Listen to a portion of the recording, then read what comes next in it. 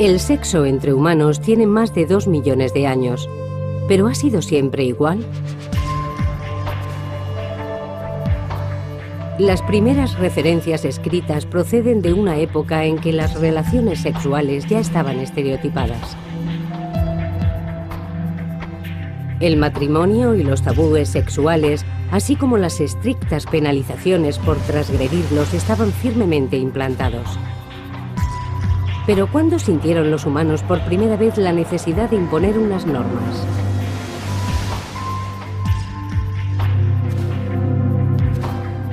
¿Cuándo empezó el sexo a estar gobernado por la sociedad? El sexo en la antigüedad. La Edad de Piedra.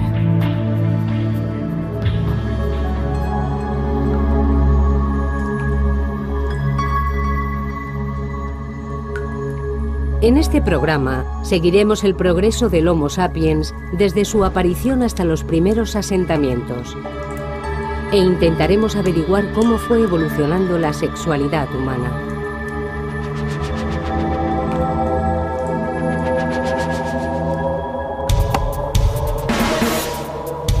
Los indicios físicos son escasos. Pero los expertos han analizado nuestra propia biología, el comportamiento de otros animales y los elocuentes hallazgos de pruebas arqueológicas. Y han logrado elaborar una teoría respecto al modo en que nuestros ancestros prehistóricos vivieron y amaron. La investigación sugiere que el tópico del hombre arrastrando del pelo a la mujer hasta una cueva dista bastante de la realidad.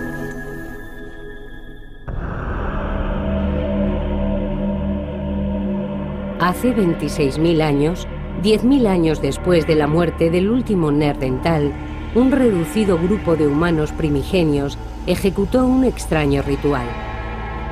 En las profundidades de la Europa de la Edad de Hielo, en lo que ahora es la República Checa, 3 jóvenes fueron enterrados juntos en la misma tumba. Este triple enterramiento es un misterio y también una clave para entender los orígenes de la sexualidad humana.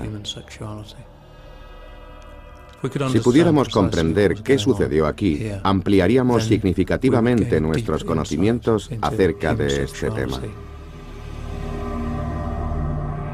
Los enterramientos eran extremadamente raros en aquella época y este en concreto es único. Uno de los cuerpos aparece con una estaca clavada en los genitales y otro con un cuchillo apuntando hacia esa misma parte del cuerpo. Y se echó polvo de ocre sobre los 3 cadáveres. Este triple enterramiento es el ejemplo más antiguo de una inhumación de naturaleza sexual de la que se tiene constancia. La fosa se conservó durante 26.000 años, casi intacta, antes de ser descubierta en una expedición arqueológica. Y además las circunstancias para excavarla eran propicias. Las posibilidades de que todo eso ocurra son infinitamente pequeñas. Desde su descubrimiento en 1956, cerca de la pequeña ciudad checa de Dolní Věstonice, los científicos han estado tratando de averiguar qué ocurrió. ¿Fue un crimen pasional? ¿Fueron ejecutados por transgredir las leyes sexuales? Se sabe que en el Paleolítico o Edad de Piedra, los pueblos que enterraban a sus muertos en Dolní Věstonice vivían en grupos pequeños y estables de unas 30 personas.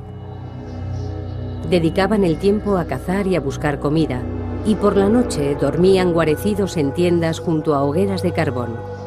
Llevaban ropa, esculpían herramientas y se trasladaban con las estaciones y la caza. Varias veces al año se reunían con grupos para intercambiar noticias y comerciar. Las personas que vivían aquí hace 26 o 27.000 años se mantenían en contacto permanente con otros pueblos. Intercambiaban piedra y formaban una comunidad cultural que se extendía desde Rusia hasta Francia y Gran Bretaña. Dolní Věstonice no era un lugar remoto, en absoluto, sino un centro esencial para la cultura del Paleolítico.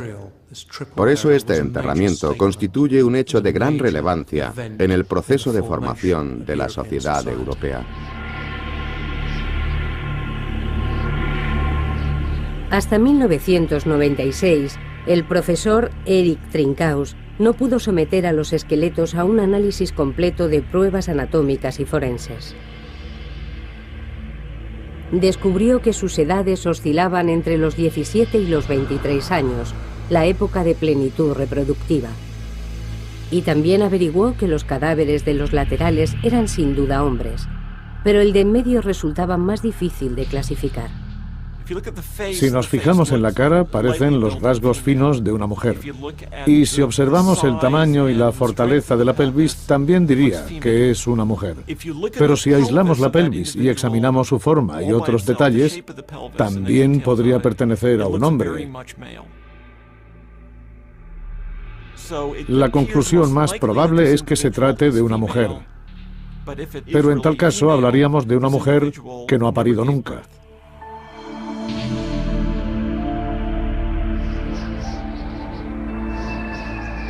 Las pruebas demostraron que habían muerto repentinamente y fueron enterrados pocas horas después, antes de que el rigor mortis apareciera en sus rostros. La importancia concedida a los órganos genitales apunta a que fueron ejecutados por motivos sexuales.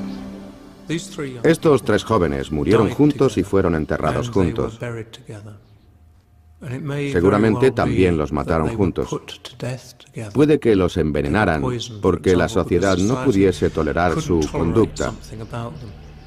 Quizá actuaron de un modo depravado para esa época.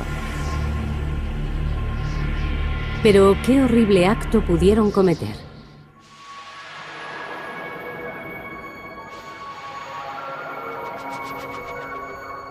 ¿Cómo se concebía el sexo en una época tan remota? ¿Existió en algún momento de la historia un tiempo en el que no hubiera normas, una época idílica sin tabúes sexuales? Las investigaciones científicas sugieren que no.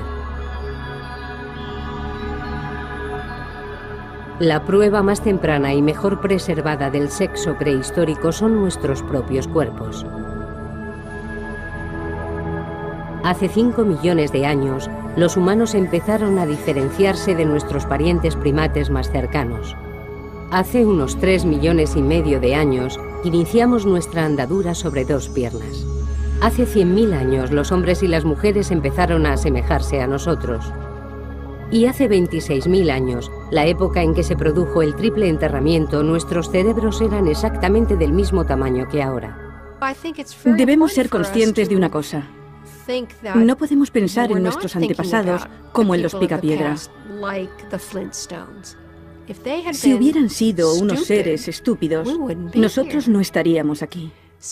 Si vemos al hombre prehistórico como un animal torpe que merodeaba en busca de comida, estamos muy equivocados. Entonces no habrían evolucionado.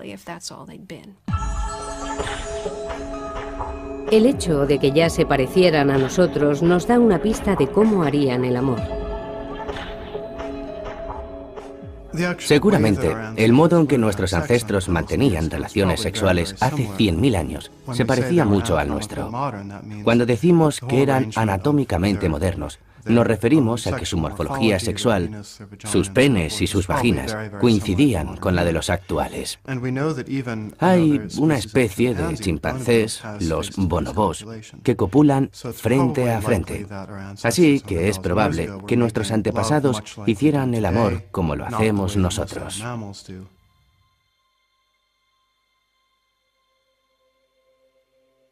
Sin embargo, las mayores similitudes se han encontrado en el interior de nuestros cuerpos. Igual que muchos otros mamíferos, los humanos producimos una hormona especial durante la actividad sexual, la oxitocina. Esta hormona induce sentimientos de unión romántica que vinculan a las parejas. La oxitocina lleva cientos de miles de años afectando a nuestras emociones. Hemos experimentado adaptaciones para crear vínculos duraderos. Las hormonas, como la oxitocina, inundan nuestro organismo cuando hacemos el amor. Y nos acurrucamos junto a nuestra pareja y nos sentimos cómodos y protegidos. Hemos desarrollado la capacidad de compromiso y unión romántica. Puede que las mujeres y los hombres prehistóricos se enamoraran y formaran parejas ¿Pero eran fieles? Los científicos creen que no, y la prueba está en los testículos. Los testículos humanos son muy grandes en comparación con los del resto de los primates. Tenían que producir mucho esperma para poder competir, porque las mujeres copulaban con más de un hombre en el ciclo menstrual. Y el esperma de un hombre tenía que competir con el de otros hombres para fertilizar un óvulo determinado. Así es como se origina la competencia entre esperma, inducida únicamente por la promiscuidad de las mujeres. La desconfianza y las hormonas que inducen al cariño nos llevan a aparearnos, lo que garantiza la supervivencia de las especies, pero también pueden generar conflictos. Los celos y la rivalidad sexual están presentes en muchas poblaciones animales, no solo en los humanos. Pero desde el principio de los tiempos, los humanos han sabido que la promiscuidad no era conveniente. Cuando pensamos en las relaciones durante la prehistoria, debemos pensar en una mujer y un hombre que vivirían juntos y cuya unión estaría reconocida por el resto de la tribu. Y todos sabían que no debían interferir en ese vínculo, aunque para eso todos en el clan debían compartir la misma idea respecto a las relaciones sexuales. Pero además de las pruebas biológicas sobre la sexualidad prehistórica, también contamos con pruebas culturales. Curiosamente, data de la misma época que el triple enterramiento.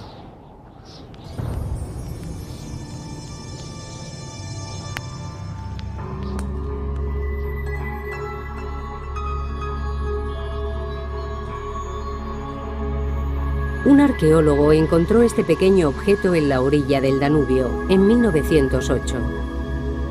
Es de menor tamaño que la palma de una mano y se asemeja a una mujer con el pelo corto, pechos voluptuosos y unas caderas y unos muslos exageradamente grandes. Después de esta, se han hallado muchas figuras similares. Esta estatua de arcilla procede del mismo yacimiento del enterramiento. De nuevo, muestra énfasis en los pechos, las caderas y los muslos. ¿Qué serán estas extrañas figuras? ¿Se trata de diosas de la Edad de Piedra? ¿El icono sexual de la prehistoria? ¿O son solamente arte? Algo destacable respecto a estas figuras es que la gente tenía que emplear bastante tiempo en esculpirlas. De esto se deduce que ya no dedicaban todo su esfuerzo a la supervivencia. Los expertos creen que las mujeres, igual que los hombres, saldrían a buscar alimento. La idea popular de que el hombre consigue la comida y provee a la mujer no tiene mucha lógica. Ese estereotipo carece de sentido. Sobrevivían de la caza y la pesca y ocasionalmente recogiendo bayas y frutos secos. Y también habría miembros del clan que se quedaban en el poblado cuidando de los niños o de los enfermos. Pero cuando se trataba de cazar, todos colaboraban por igual. Parece que en la prehistoria existía mucha más igualdad sexual. De hecho, las mujeres eran perfectamente capaces de alimentarse, de alimentar a sus hijos, de protegerse.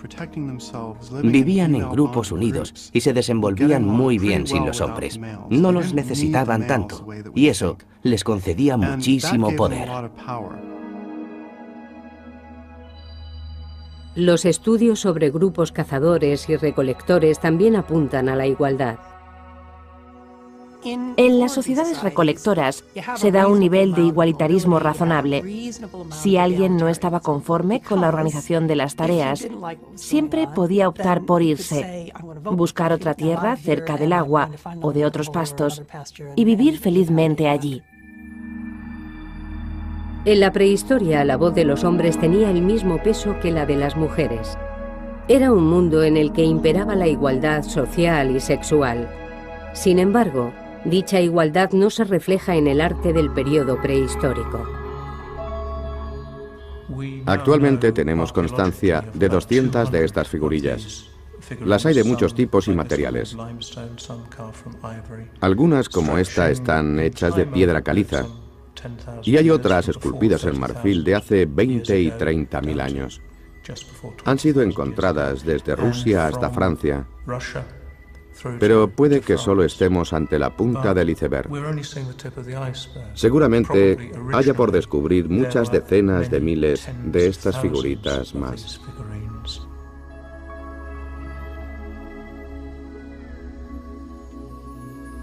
En contraste, se han encontrado muy pocas figuras de hombres.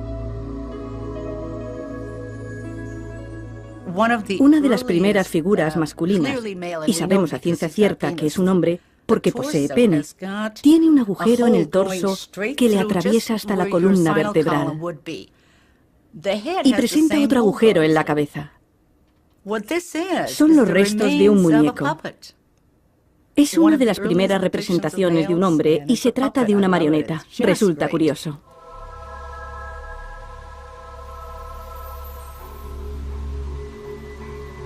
El descubrimiento de las primeras figuras suscitó toda clase de teorías. Según la más popular, en la prehistoria, se consideraba a las mujeres diosas madre. Las rendían culto porque tenían la capacidad de crear vida.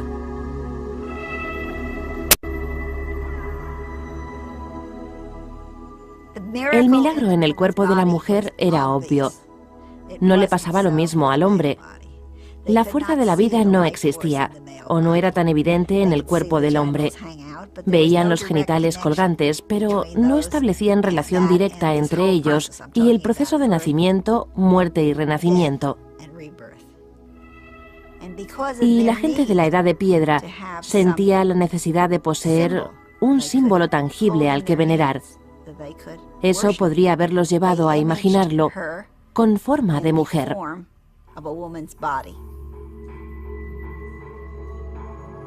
Esta teoría resulta bastante probable. El tamaño exagerado de los pechos, el vientre y los genitales sugieren un vínculo con el sexo y la fertilidad. Pero la teoría de la diosa madre no está universalmente aceptada. Si son imágenes de culto, como se las llama, las encontraríamos en más lugares. Pero no han sido halladas en lugares de veneración. No han aparecido en ningún altar, ni en lo que se considera que pudieron ser templos. Además, muchas de ellas están rotas, y otras muchas se han encontrado en fosas para desechos. El mito no tiene una base firme en la que sustentarse.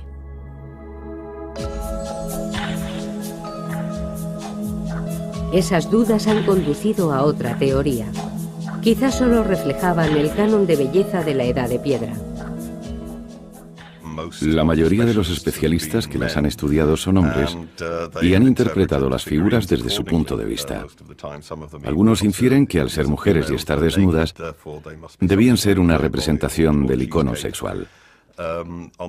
También han pensado en ellas como artilugios educativos, algo fabricado por mujeres para transmitir los secretos de la feminidad a las jóvenes de la tribu. No tenemos por qué asumir que fueran fabricadas por hombres, ni que fueran fabricadas para hombres.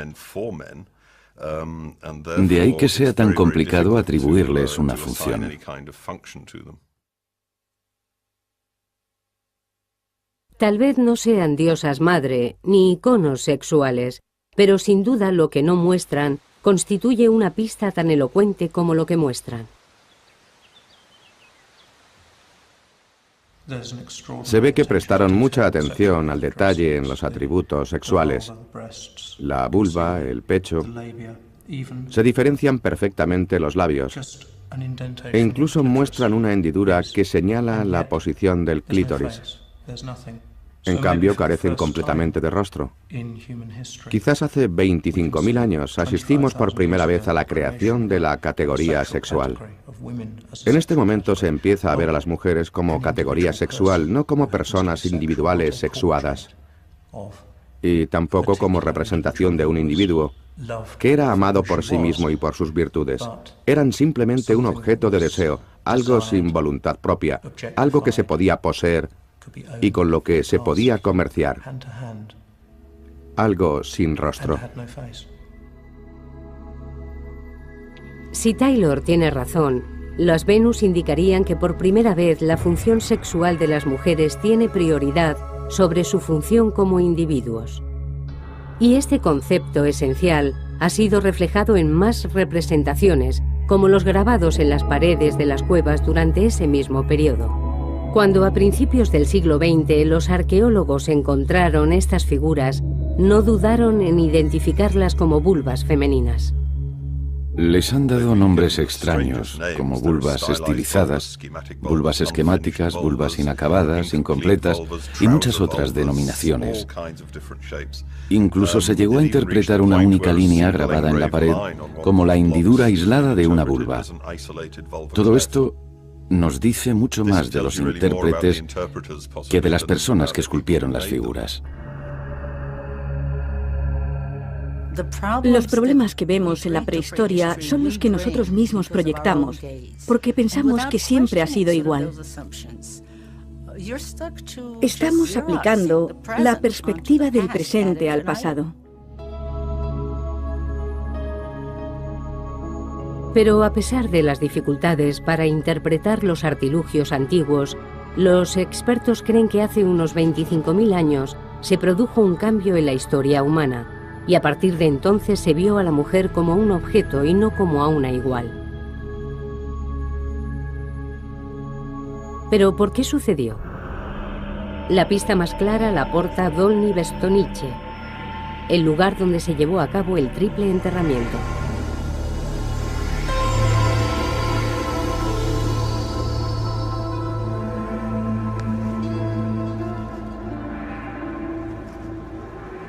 En un determinado momento de la prehistoria, los seres humanos decidieron regular las relaciones sexuales entre los hombres y las mujeres.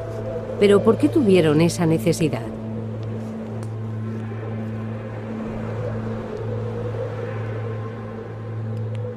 En la Edad de Hielo, cuando los grupos eran pequeños y estaban estrechamente unidos, no se necesitaban normas. Pero cuando las tribus empezaron a mezclarse, todo se complicó. Recordemos que estos pueblos están muy diseminados por el territorio. Quizá estemos hablando de una densidad de población de una persona por cada 1000 kilómetros cuadrados. Esa sería más o menos la media. Las posibilidades de que un hombre encontrara a una mujer de su misma edad y disposición eran muy escasas. Por eso, cuando se juntaban dos grupos, aprovechaban la oportunidad de relacionarse. Esas relaciones sociales eran clave a la hora de encontrar miembros del sexo opuesto a los que poder unirse.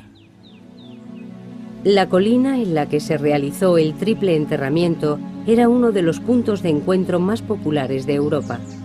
Las tribus se congregaban aquí y, aunque tenían hábitos y dialectos diferentes, se reunían para hablar, comerciar y conocerse. Dolní Věstonice es básicamente la colina que domina el valle. Por eso eran una referencia para todos los pueblos circundantes. Era el lugar al que acudían cada año desde hacía siglos. Podríamos compararlo con un exuberante oasis en medio de una zona desierta, y a la gente le gustaba visitarlo.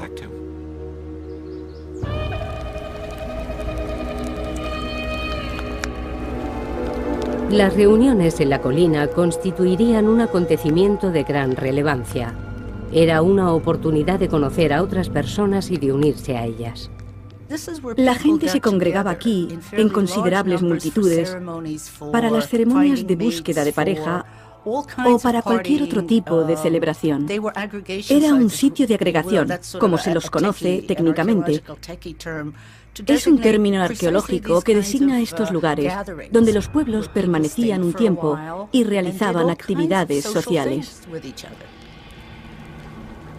Pero el éxito de Dolní acabó, en cierto modo, perjudicando a las tribus. Cuantos más pueblos se congregaban, más se debilitaba la estabilidad social y sexual de cada uno en particular. Cada vez eran más los candidatos y más las oportunidades de tener relaciones sexuales. Por eso, con estas agrupaciones a gran escala, surgieron ciertas normas sobre el sexo. Pero las normas están para romperse. En Dolní Věstonice había un grupo de 100 o 200 personas viviendo juntas. Y también allí es donde se localiza este enigmático enterramiento. Quizá nunca podamos reconstruir con exactitud la historia, pero intuimos que pudo deberse a la violación de alguna norma sexual. O puede que el enterramiento en sí fuese un modo de implantar una norma, quizá la primera ley referida al sexo. Pero ¿podemos inducir algo concreto respecto a dichas normas a partir de este enterramiento? La mejor pista la hallamos en el modo ritual en que fueron colocados los cuerpos. No se ha encontrado ningún otro enterramiento tan elaborado de aquella época. La mano del hombre de la izquierda está colocada sobre el pubis de la mujer en el medio. Le giraron todo el cuerpo para enterrarlo mirando hacia ella. Pero el brazo de la mujer está enganchado al hombre de la derecha, como si existiera una relación establecida entre ellos. Él tiene la cara contra el suelo. Fue enterrado boca abajo. Parece que la posición de los cuerpos guarda algún tipo de significado. El hecho de que el cuerpo de la derecha descanse sobre su abdomen tiene alguna explicación, y no se ven rastros de cambio de posición o movimientos. Desde luego, la postura transmite un mensaje, pero no sabemos cuál. Eso sigue siendo una incógnita.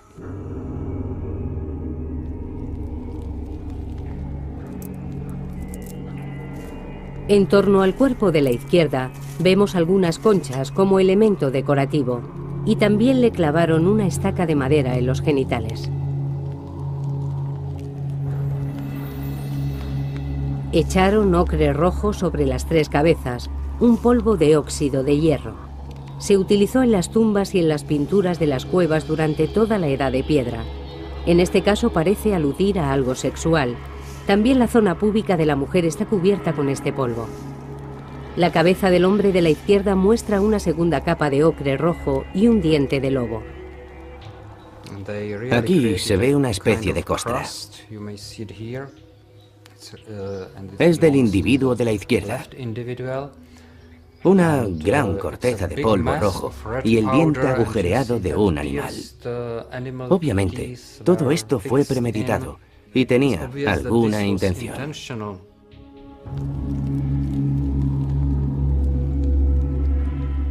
Y por último, para dejar aún más claro el mensaje, hay un cuchillo de sílex que apunta directamente a la vagina de la mujer. Aislado, cualquiera de estos detalles podría atribuirse a la casualidad, pero todos a la vez indican cierta deliberación.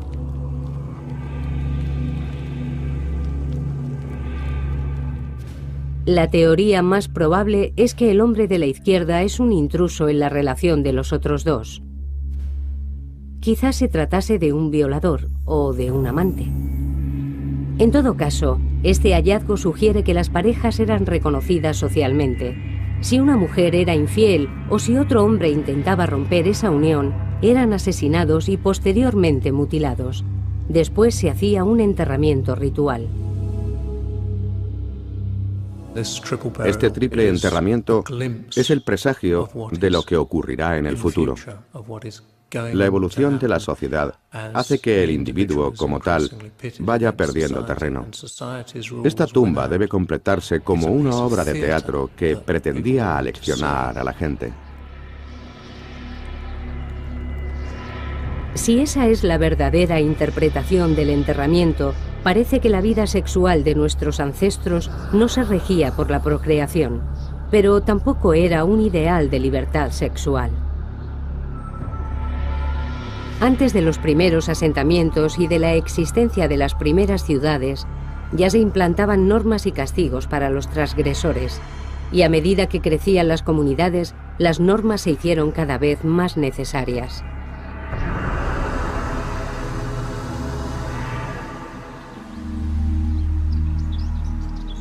En torno al año 8000 a.C., los hielos que cubrían grandes territorios empezaron a retraerse. Con el incremento de las temperaturas, las tribus nómadas empezaron a asentarse en los pastos.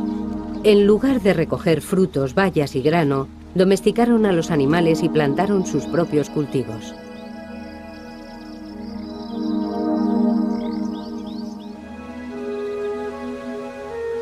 Esto es Çatalhöyük, en la actual Turquía.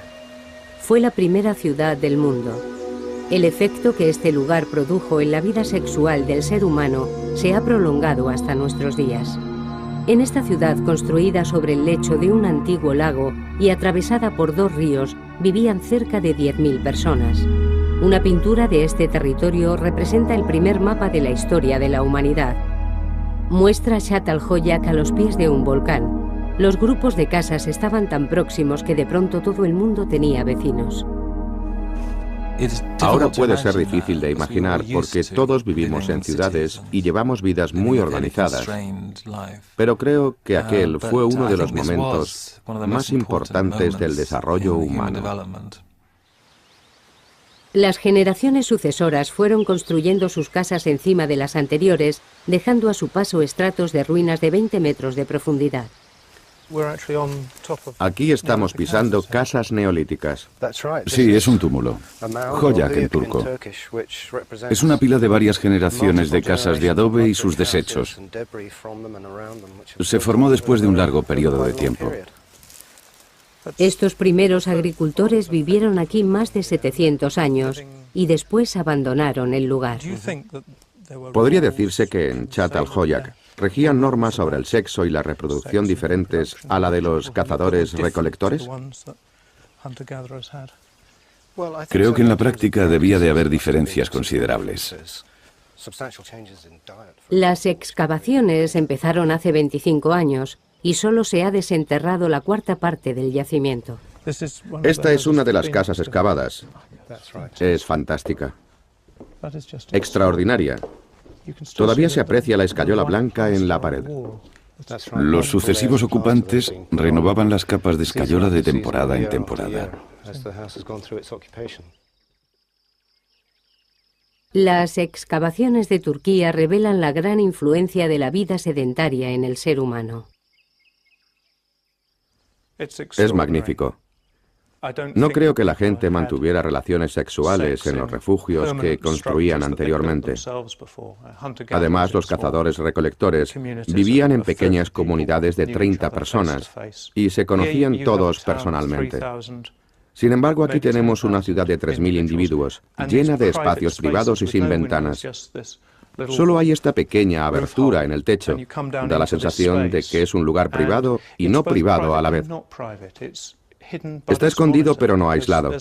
Está rodeado del resto de habitáculos de la ciudad. Y podían verte fácilmente desde el techo o desde la puerta. Aquí lo hacían todo. Cocinaban, dormían, mantenían relaciones sexuales y hasta enterraban a sus muertos.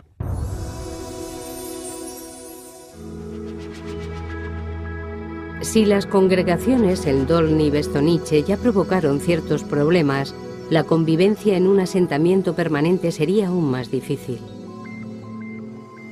Surgirían muchos conflictos, y además la basura, los excrementos y la suciedad se acumularían. Las restricciones sociales serían cada vez más estrictas porque, obviamente, había que regular la convivencia. De lo contrario, este modo de vida no se habría perturbado. La cuestión es, ¿por qué surgían los conflictos?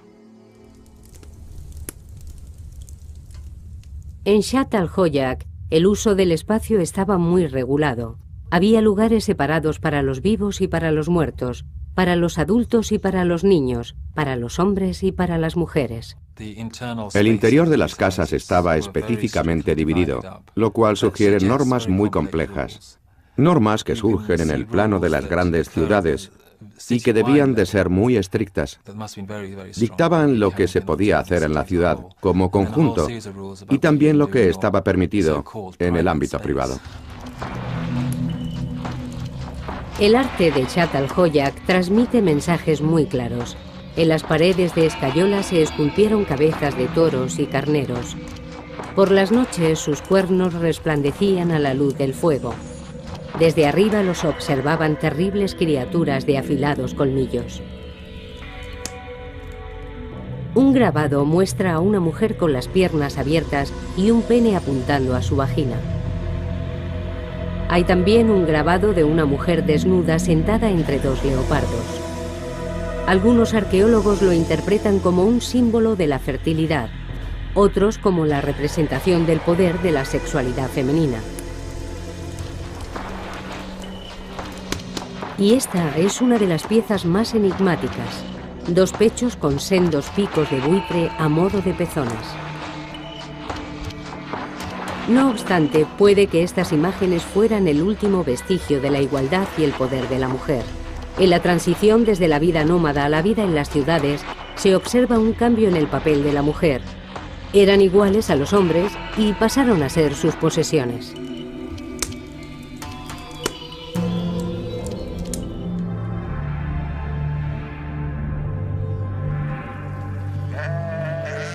Cuando nuestros ancestros dejaron la vida como cazadores-recolectores y se organizaron en ciudades, todo fue sometido a revisión. En especial los planteamientos sexuales. Las mujeres se dieron cuenta de que ser símbolo de la fertilidad no era ningún privilegio. En Zhat al-Hoyak, los niños trabajaban en el campo, a menudo hasta la extenuación. Entre los esqueletos encontrados en el yacimiento son muchos los niños menores de 10 años. Además, ya se conocían métodos que permitían a las mujeres tener más hijos. La domesticación de animales supuso un suministro constante de leche. Cocinada en forma de gachas, podía utilizarse para amamantar a los bebés. Así las mujeres podían dejar antes la lactancia y volver a procrear. En las sociedades de cazadores-recolectores, la población se mantenía estable. A partir de ahora experimentaría una significativa expansión, ya que las mujeres parían con más frecuencia. Y si no estaban cuidando de los niños, tampoco les faltaban tareas de las que ocuparse. Moler el grano para hacer las gachas era un proceso laborioso. Basta con observar el dedo gordo del pie. Para llegar hasta el final, había que forzar mucho los dedos gordos y al poco tiempo se empiezan a sentir las consecuencias del esfuerzo. Lo primero que se nota es un abultamiento en la articulación que deja al hueso en ángulo recto. Esto es el principio del dedo gordo del pie. Lo colocaban en ángulo recto y empujaban con fuerza contra el suelo. Después de mucho tiempo, aunque podían seguir moviendo la articulación, ya no tendrían cartílago. Todo sería hueso y debía de ser muy doloroso. Seguramente es la primera lesión por motivos laborales de la historia. Pero trabajaban a pesar del dolor. ¿Sufrían los hombres alguna lesión a causa del trabajo? Bueno, se observa una hendidura en la rótula, en la parte donde el hueso empuja contra la rótula. Eso nos indica que pasaban mucho tiempo agachados, descansando tranquilamente después de la jornada laboral. Y esa hendidura no aparece en las mujeres.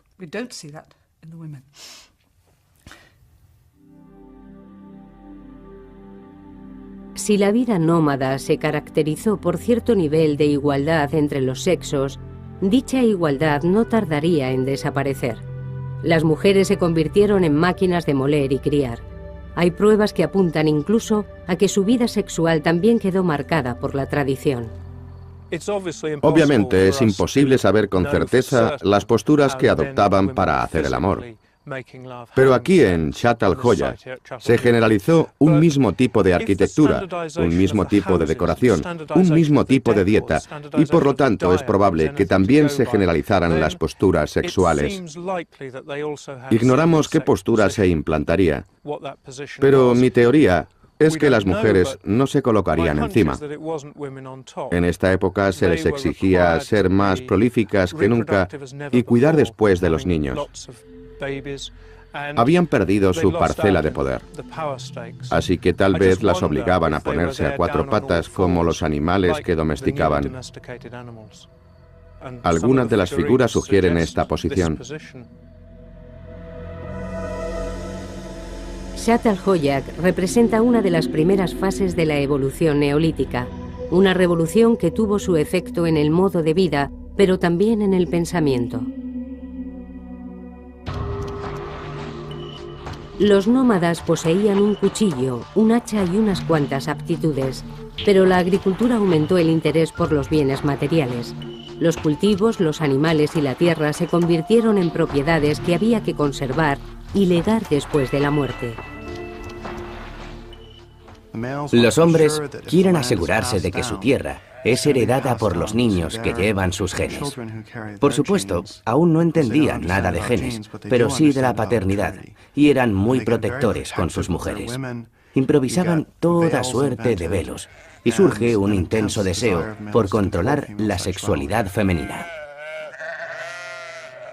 Y el mejor modo de controlar a una mujer era poseerla oficialmente. El método era el matrimonio. La propiedad adquiere gran relevancia en los poblados sedentarios y la tierra es una propiedad que debería heredarse de una generación a otra. Y es en este punto en el que el matrimonio cobra más importancia. A partir de ese momento, el matrimonio consiste en producir herederos, niños concebidos para heredar todas las riquezas de alguien. Así que la faceta de la vida en pareja pasa a un plano completamente secundario. En Çatalhöyük reinaban todas las condiciones para que la institución del matrimonio prosperara.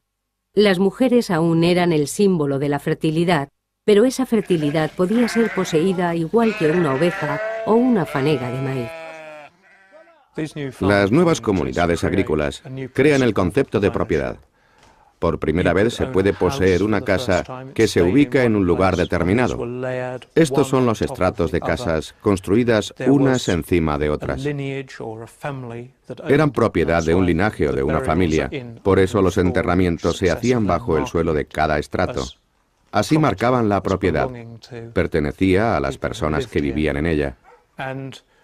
Pero debemos reflexionar también sobre el derecho a poseer otros seres humanos. En la propiedad de las personas es donde surge el concepto de matrimonio. Los orígenes del matrimonio no tienen nada que ver ni con el amor ni con los sentimientos. Tampoco tienen que ver con la libre asociación ni con las emociones, sino con el control de la reproducción y, en último término, de la sociedad. La posesión de las mujeres era clave para dominar la comunidad.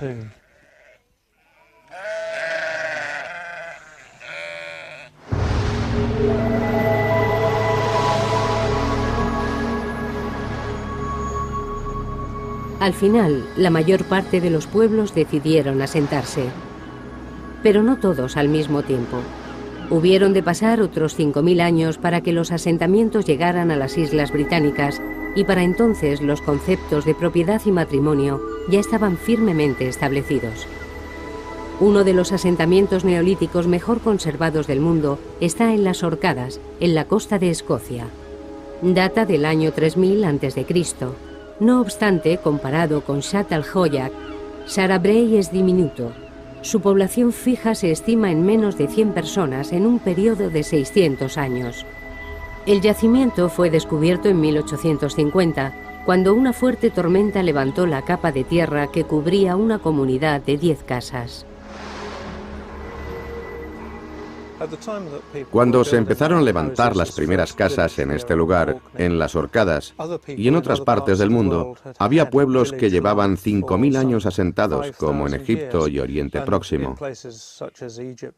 Allí surgieron las primeras ciudades y estaba apareciendo la escritura, pero esos cambios llegaron aquí mucho después.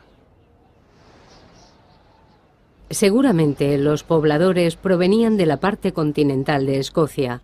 Aún cazarían y pescarían, pero tenían habilidades para la agricultura y cuidaban ganado bovino. Asentados en su poblado, empezaron a hornear pan y a fabricar cerveza. Igual que en Çatalhöyük, aquí las casas también se disponen en torno a un núcleo central. Todas tienen un enorme aparador de piedra y junto al fuego 2 camas de losa. Una cama era para el marido y la mujer, y la otra para los niños. Se trata de las camas más antiguas del mundo. Si nos fijamos, vemos que a ambos lados de la cama hay una especie de sujeción. Serviría para sujetar los helechos, o lo que emplearan para hacer algo mullido como colchón. Esos materiales se cambiarían cada cierto tiempo. En las esquinas observamos unos soportes que seguramente sujetarían una estructura superior. Era como un dosel, sobre el cual apilarían pieles, vellones y otro tipo de ropas de abrigo. Supongo que utilizaban los vellones para darle al dormitorio el ambiente más acogedor posible. Algunos sitúan en Skara Brae una de las primeras ceremonias nupciales de la historia. Sabemos que aquí en Skara Brae la comunidad no era genéticamente autosuficiente. Estaba formada por muy pocas personas, así que tuvieron que traer parejas de otros pueblos o marcharse y unirse a gente de otras tribus. La normativa debió de ser crucial. Había un sistema de alianzas que determinó el orden de la sociedad en las Orcadas hace 5000 años. El anillo de Brodgar se construyó durante el periodo de vida de este pueblo. Originalmente, más de 100 monolitos de piedra formaban un círculo perfecto. Como en Çatalhöyük, la gente de Skara Brae invertía en un futuro para sus hijos. Por eso, sus comunidades y el matrimonio eran prioritarios. No sabemos cuál era la función de ese anillo de monolitos, pero su construcción debió de suponer un inmenso esfuerzo para toda la comunidad. No se trataba de un monumento funerario, aunque sí es un lugar ceremonial. Si pensamos en el tipo de ceremonias que podrían haberse oficiado aquí, el matrimonio parece una sólida posibilidad. Aquí se certificarían los vínculos que unían a los pueblos. El matrimonio no como acto de amor, sino para establecer una relación de poder y posesión. Finalmente se formalizó y se implantó como institución. Se completa así un proceso de miles de años. En un principio imperaban la libertad y la igualdad entre hombre y mujer. Pero con la introducción del matrimonio, el sexo y la reproducción quedaron sometidos a un estricto control. En asentamientos 5000 años anteriores a los de las Orcadas, comenzó el sometimiento de la mujer. La situación se formalizó aquí y ha perdurado casi hasta nuestros días.